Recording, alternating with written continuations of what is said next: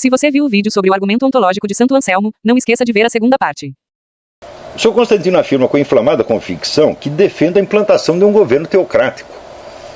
Ele não pode citar uma única frase minha que comprova ou mesmo sugira de longe minha adesão a essa proposta esdrúxula. Ele poderia, ao contrário, se desejar saber o que penso, encontrar várias passagens minhas que apontam a centralização do poder papal, iniciado na Idade Média e consumado no início da modernidade, como uma das causas da decadência da Igreja Católica. O Sr. Constantino não enxerga nenhuma contradição entre fazer de mim um apóstolo do governo teocrático e, ao mesmo tempo, um saudosista da Idade Média. Isso não constitui loucura, apenas ignorância, mas a ignorância da realidade é um componente essencial de qualquer interpretação alucinatória dos fatos. Se algo louvei algum dia na sociedade medieval, foi justamente a diversidade, a pluralidade de poderes independentes que, na ordem feudal, asseguravam, ao menos regionalmente, uma grande independência entre os poderes centrais, o papado e as monarquias. Ora, como qualquer estudante de história tem a obrigação de saber, e como já expliquei 1000 vezes nos meus cursos, foi justamente a tentativa insana de instalar na Europa um governo teocrático a partir do século XI que desmantelou o sistema feudal e abriu caminho para o advento dos governos absolutistas, cada um deles a seu modo com pretensões de representar a autoridade da religião. Processo que eu descrevi no Jardim das Aflições. O Constantino disse que leu, mas é mentira, não leu. Se ele leu, ele saberia disso. Ora, se eu aprecio algo na Idade Média, na sociedade medieval, não na cultura, é claro que aprecio, mas se algo a sociedade medieval, em algo a sociedade medieval mereceu meus louvores, foi justamente no fato de não ser um governo teocrático. E quando tentaram implantar um governo teocrático, centralizando tudo na mão do Papa, desmantelou os fundamentos da ordem feudal e criou a possibilidade dos governos centralizadores, que é justamente o que eu estou combatendo ali no Jardim das Aflições. Então, o cara fala assim, Idade Média, governo teocrático. Falou, o quê? É exatamente o contrário, meu filho. O advento do governo teocrático foi o que liquidou com o sistema medieval. Quer dizer, só na cabeça de um completo ignorante pode a Idade Média aparecer como sinônimo de governo teocrático. Mas nem todo ignorante usa da sua ignorância como um instrumento para criar uma interpretação alucinatória das ideias alheias. Para isso é preciso alguma loucura. O Sr. Constantino, se tivesse algum interesse em saber o que penso, em vez de inventá-lo à imagem e semelhança de Otávio de Ramalho, poderia ter encontrado também este parágrafo que publiquei em 1998 no artigo Fórmula da minha composição ideológica. Aspas. Acredito que há princípios morais universais permanentes que a inteligência discerne por baixo da variação acidental das normas e costumes.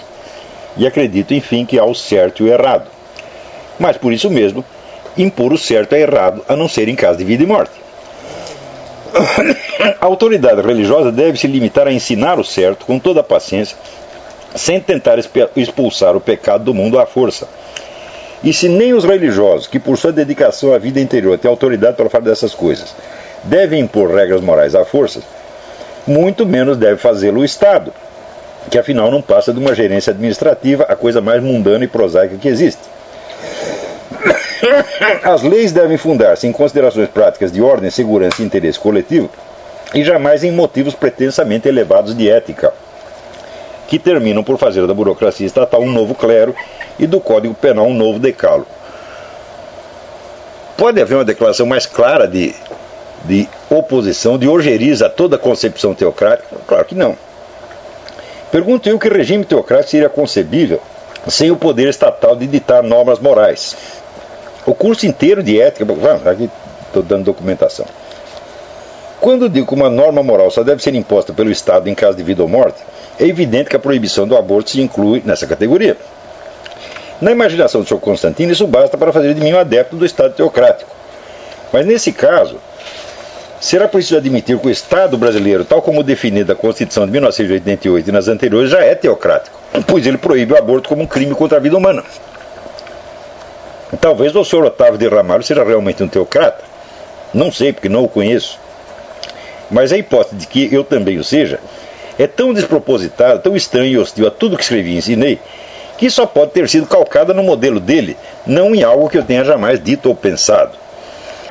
Se você chegou até aqui, por favor não pule essa parte, farei algumas recomendações de canais interessantes.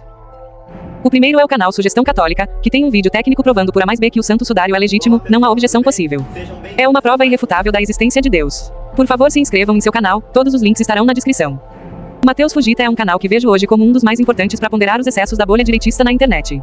Se você é pró-Israel, esse canal tem as melhores refutações de comunistas agressivos pró-Palestina como Gaio Fato e Ian Neves. Ele também é forte crítico do Olavo, que nem sempre tem razão, e da modinha tomista de YouTube, que coloca São Tomás de Aquino acima de qualquer doutor da igreja, coisa que segundo ele vai contra a tradição da igreja católica.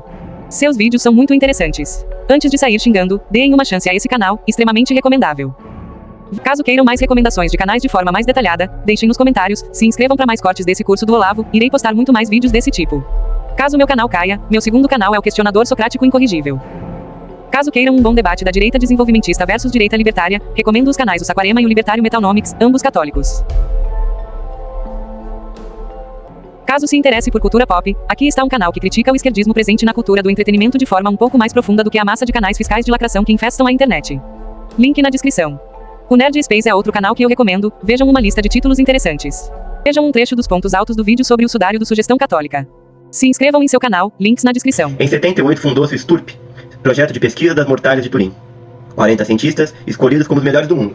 Destacamos Habermas, Jasper, Jumper, Murhala. Até então, só 7 eram católicos. Agora todos são católicos praticantes. O ateu Walter Macron retirou-se logo no começo. A igreja permite, se não estragarem, com uvas e preparando o santo lençol sobre tábuas.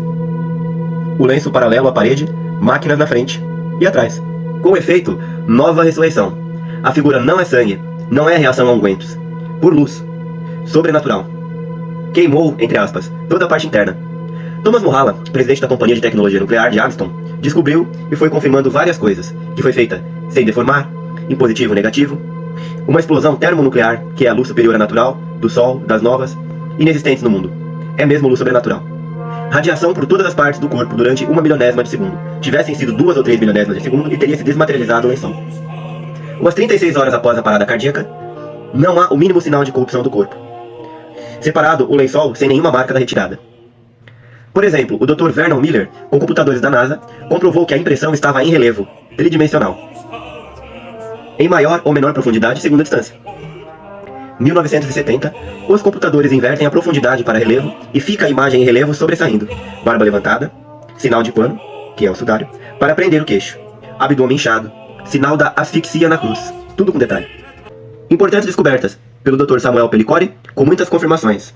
Como por exemplo, restos de sangue só por impregnação atravessando o lençol. O sangue de dentro ressuscitou. À nossa esquerda um pouco de sangue, à nossa direita quase nada. Segundo, reações físico-químicas irrefutáveis. Microespectrografia, microdensifotometria, raio-x, etc. Terceira confirmação, digitalização computadorizada, etc. Ampliações, o mesmo tipo de sangue em lanciano, AB positivo, muito mais frequente nos judeus. A mesma concentração de glóbulos brancos, vermelhos, plaquetas e etc.